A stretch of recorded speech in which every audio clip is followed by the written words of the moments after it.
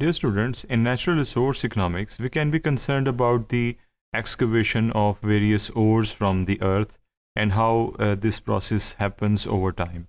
So here we are going to use differential equations to analyze this situation. We are talking about ore mining, in which we extract the ores from caves or maybe earth. So when we do this, how the extraction happens over time, what is the rate of change, and how we can judge the level of ore mining in the future. These are the kind of questions that we can ask and answer using this tool of differential equations. Here, the rate of change of this ore mining, that is the amount of ore that is mined, this rate of change is given here with the help of this equation, जो कि है dm over dt, which is equal to 0.02 m. So यहाँ पर definitely हम ये देख रहे हैं m जो है वो ore mining को या ore mined को show कर रहा है, and we are trying to assess कि जैसे जैसे time बदलता है वैसे वैसे ore mine कितनी हमने की है. सो डिफरेंशियल इक्वेशन जो है वो हमारे पास ये गिवन है जिसे हमें यूज़ करना है. और इसके अलावा एक और पैच ऑफ इंफॉर्मेशन है which we can use here, and that is if the total reserves of ore in 1989 for example were these. So वो ये कह रहा है कि अगर 1989 for example a certain point in time हमने चूज़ किया और हमने कहा कि उसके अंदर if the value of ore is 400 million tons, तो फिर इस इंफॉर्मेशन को भी इनकॉर्पोरेट करके फाइनली हम टाइम पाथ को डेवलप करें. So given the rate of change of और माइनिंग, ये हमें गिवन है. हम इसे डेफिनेटली रीअरेंज करेंगे क्योंकि आप जानते हैं हम डिफरेंशियल इक्वेशंस को रीअरेंज करते हैं इनटू देयर स्टैंडर्ड फॉर्म और फिर हल कर सकते हैं. सो रीअरेंजमेंट के बाद हमारे पास ये सर्टेन फॉर्म आ जाएगी जो कि ईजिली कंपेरेबल है विद द स्टैंडर्ड फॉर्म, जिसके तहत we can say that b is equal to 0 and a is equal to minus 0.02. So ये दो इम्पोर्टेंट वैल्यूज़ हैं, जिसके अलावा हमें ये पता है कि y की जगह m है और इन वैल्यूज़ को हमने नोट किया. उसके अलावा हमने इनकॉर्पोरेट किया इनिशियल कंडीशन को जो हमें बिल्कुल in the starting of this current situation हमें बता दी गई थी.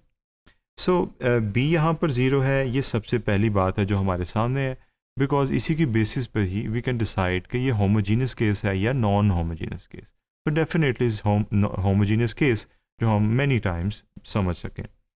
सो a is equal to this, a की वैल्यू नॉन ज़ीरो है, which is a sign that we are having a homogeneous case जिसमें सर्टेन वैल्यू है a की जो कि हम यूज़ करेंगे.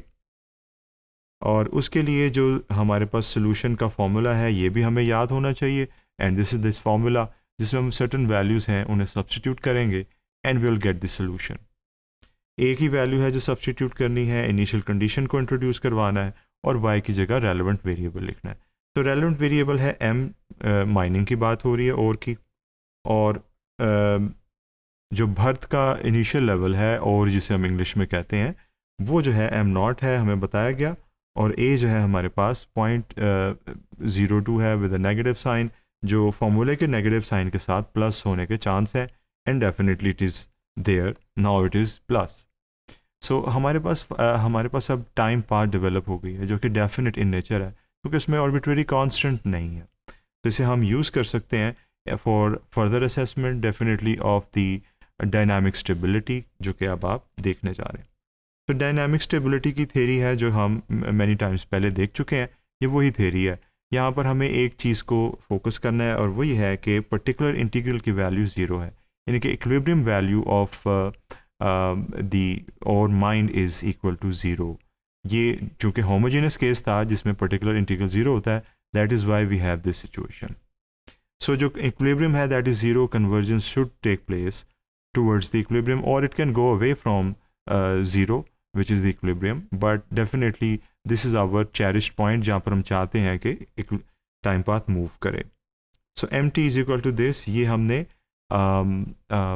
और माइंड का जो हम डेवलप किया था टाइम पाथ रीमेंशन किया, उसमें फोकस करने लगे हम इस पार्ट पे because this is the exponential part. यही बात की जा रही है कि टाइम जैसे जैसे गुजरेगा और उससे mc पर that is the mind complementary function वो कैसे चेंज होगा.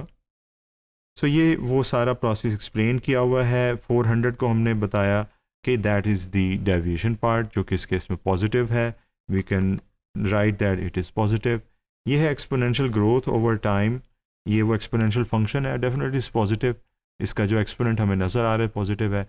दैट्स वाई हमने एक्सपोनेंशियल ग्रोथ का वर्ड यूज़ किया, डिके का वर्ड यूज़ नहीं किया. So now, since there is growth, there should be increase in the deviation component away from the equilibrium, which should give rise to a divergent case जहाँ पे diverge away from equilibrium होता है, और dynamically unstable या instable equilibrium यहाँ पर exist करता है.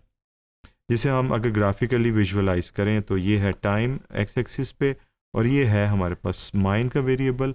और हम देख रहे हैं कि स्टार्टिंग इनिशियल जो लेवल है, जो इनिशियल कंडीशन है, उससे गुजर कर ये जो माइनिंग का प्रोसेस है, definite it's going away from the equilibrium and it's in exponential growth manner. That is why we don't have a stable equilibrium, it is dynamically instable.